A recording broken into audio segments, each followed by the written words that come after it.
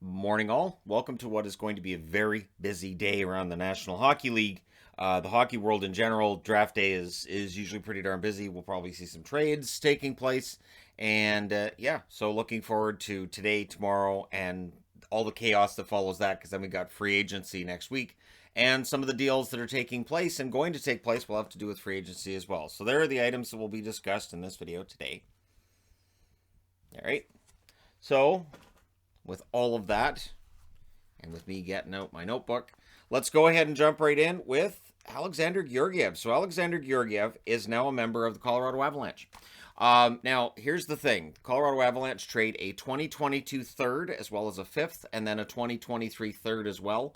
So 3 draft picks going to the Rangers. So if you're an Avs fan, good news. If you weren't planning on watching the draft, you don't really have to now. They have 2 picks left.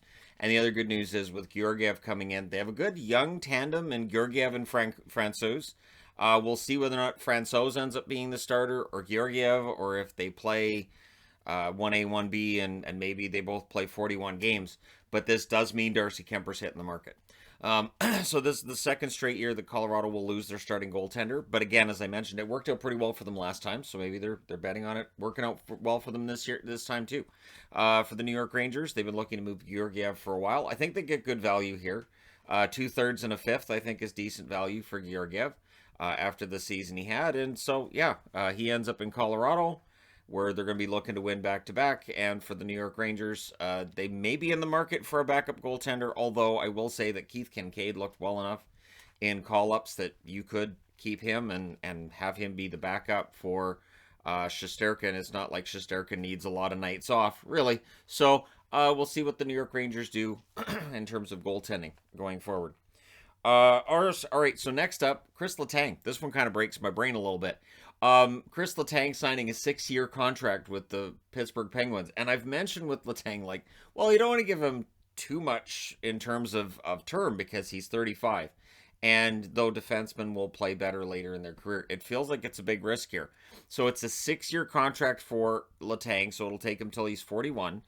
And it's a $36.6 million contract. So the cap hits $6.1 million. Now, I will say this.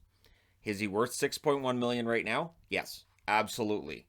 Will he be worth that $6.1 million in 3 years' time? That's where it becomes debatable. That's where Pittsburgh is betting on the salary cap going through the roof. And if the salary cap does go through the roof, contracts like this won't look quite as bad. There are some risks. And again, with Letang, he's 35 now. So yeah, it really will be interesting to see how this affects the Penguins in their pursuits to try to keep Malkin, because they're still trying to work out a deal with Malkin. But having seen how much term Letang got, well, Malkin would want that same amount of term, I would think. Something similar. So, yeah, we'll see how things go, right? All right, next up. We didn't get a dog. It's neighbor's dog. In case you guys can hear a dog barking in the background. So, Matt Murray, it emerged that there was a deal that Buffalo had worked out that would have involved the number 7 from Ottawa as well. It was this fun little deal involving draft picks and Matt Murray. Matt Murray's on the block, so he would have gone to Buffalo. The thing is, he has a 10-team no-trade list, and Ottawa honored the no-trade list. The no-trade clause said that he has 10 teams that he can choose, 10 teams, including Buffalo, that he doesn't want to go to, so he nixes the deal to the Buffalo Sabres. So Ottawa, again, publicly will say, we're comfortable, we can carry 3 goaltenders, we're fine with 3 but behind the scenes, they're trying to move Murray's contract, which makes a lot of sense. Now, the one thing with that is that Matt Murray's name is also right now being tied to Toronto. So for Leafs fans, yeah, it could be interesting, right? So it doesn't look like Campbell's coming back. It looks like Campbell's going to hit the market. Kyle Dubas coming out today and saying he believes in Mrazek and Mrazek's ability to bounce back. So they're not buying out Peter Mrazek. So I just heard this, and I thought to myself, now, if they did acquire Matt Murray, which Bruce Garriock is reporting Toronto's in the mix on Murray, would they really go with Murray and Mrazek as their goaltending tandem next year? Like, that's an expensive goaltending tandem. Both guys coming off of down years, and in Murray's case, he's had two down years back to back, right? Now, some of that's going to be from playing in Ottawa, but still, Yeah, it's an interesting tactic to take. We'll see what happens with Campbell. I agree that 6 million a year is a little bit steep if that is where his contract's going to end up. If that's going to be how much money he ends up making per season. But yeah, if they go with Murray and Mrazek, that's not a cheap tandem.